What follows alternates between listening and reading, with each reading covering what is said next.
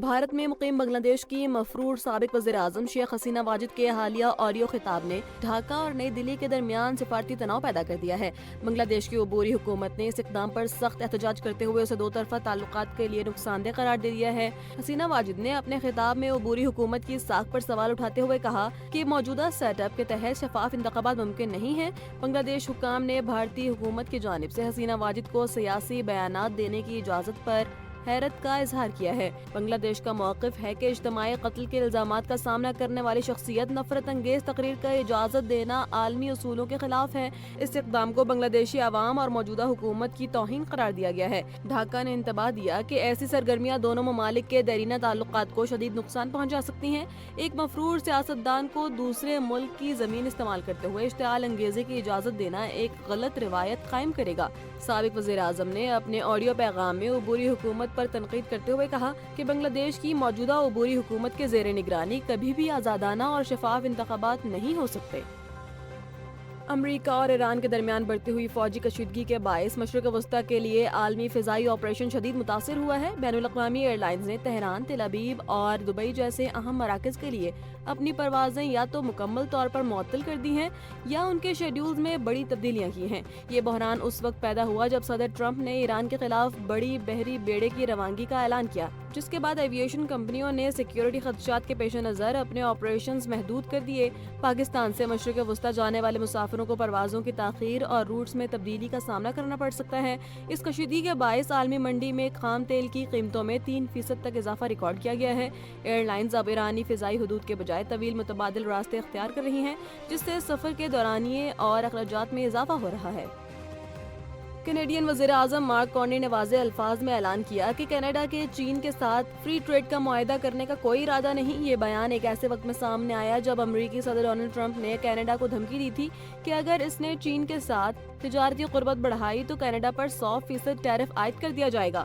Mark Karni نے وضاحت کی کہ چین کے ساتھ حالیہ بات چیت صرف مخصوص شعبوں میں ٹیرف کم کرنے تک محدود ہے اور اسے مکمل تجارتی معاہدہ تصور نہ کیا جائے۔ امریکی صدر ڈونلڈ ٹرمپ نے اپنے حالیہ بیان میں کینیڈا کو خبردار کیا تھا کہ وہ چینی مصنوعات کو امریکی منڈیوں تک پہنچانے کا راستہ نہ بنے۔ انہوں نے سخت لہجے میں کہا کہ اگر کینیڈا نے چین کے ساتھ گہرے تجارتی روابط استوار کیے تو امریکہ اپنی سرحدیں تجارتی طور پر بند کر سکتا ہے، کیونکہ چین کینیڈا کے طرز زندگی اور معیشت کو نگل جائے گا۔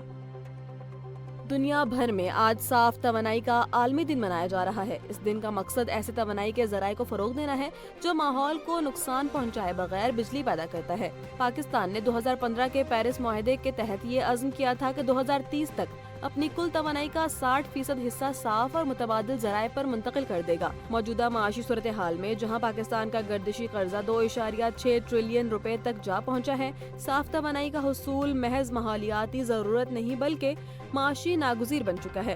حکومت کی نئی انرجی پالیسی نے سولر صارفین کے لیے بحث چھیڑ دی ہے۔ نیٹ میٹرنگ کو نیٹ بلنگ میں تبدیل کرنے کا فیصلہ کیا گیا ہے، جس پر شہری اور ماہرین تشویش کا اظہار کر رہے ہیں۔ صارفین اپنی اضافی بجلی حکومت کو اسی ریٹ پر دیتے تھے، اب صارفین کو اپنی اضافی بجلی فروخت کرنے پر کم قیمت ملے گی، جس سے سولر سسٹم کی واپسی سرمایہ طویل ہو جائے گی۔ ماہرین کا ماننا ہے کہ یہ اقدام صاف توانائی کے فروغ میں رکاوٹ بن سکتا ہے اور سرمایہ کاروں کی حوصلہ شکنی کا باعث ہوگا۔ ایران کی جانب سے آنے والا ایک نیا طاقتور مغربی موسمی سسٹم بلوچستان میں داخل ہو گیا ہے، جس کے باعث صوبے کے مختلف علاقوں میں شدید بارشوں اور برف باری کا سلسلہ شروع ہو گیا ہے۔ چمن اور گرد و نواح میں موسلادھار بارش سے نشیبی علاقے زیر آب آ گئے ہیں، جبکہ کوئٹہ، زیارت اور کلات میں برف باری نے سردی کی شدت میں اضافہ کر دیا ہے۔ محکمہ موسمیات نے خبردار کیا ہے کہ یہ سلسلہ منگل تک جاری رہے گا، جس سے ملک کے دیگر حصے بشمول پنجاب اور خیبر پختونخوا بھی متاثر ہوں گے۔ امریکہ کی متعدد ریاستیں اس وقت حالیہ برسوں کے شدید ترین اور ہڈیوں کو جما دینے والے برفانی طوفان کے لپیٹ میں ہیں، جس کے نتیجے میں اب تک 7 افراد ہلاک ہو چکے ہیں۔ نیو یارک، واشنگٹن، ٹیکساس اور نیو جرسی سمیت درجنوں ریاستوں میں نظام زندگی مفلوج ہو کر رہ گیا ہے، جبکہ نیو یارک کے ایک دیہی علاقے میں درجہ حرارت -49 ڈگری تک گرنے کا ریکارڈ سامنے آیا ہے۔ شدید موسم میں 24 ریاستوں میں ایمرجنسی نافذ کر دی گئی ہے اور تقریباً 24 کروڑ افراد اس طوفان سے متاثر ہونے کا خدشہ ہے۔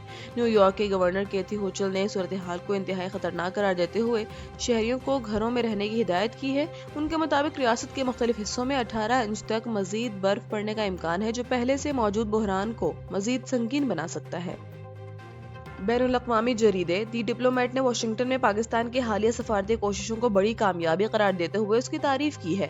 رپورٹ کے مطابق پاکستان نے اپنی دانشمندانہ اور اسٹریٹجک حکمت عملی کے ذریعے امریکہ کے ساتھ تعلقات کو ایک نئی اور مثبت سمت فراہم کی ہے۔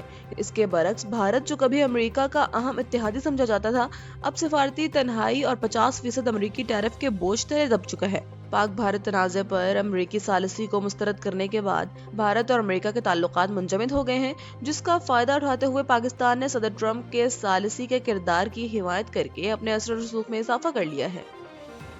اور T20 ورلڈ کپ 2026 میں پاکستان کی شرکت کے حوالے سے حتمی مشاورت کا عمل تیز ہو گیا ہے۔ چیئرمین PCB محسن نقوی کی آج وزیر اعظم شہباز شریف سے اہم ملاقات متوقع ہے، جس میں قومی ٹیم کے مستقبل کا فیصلہ کیا جائے گا۔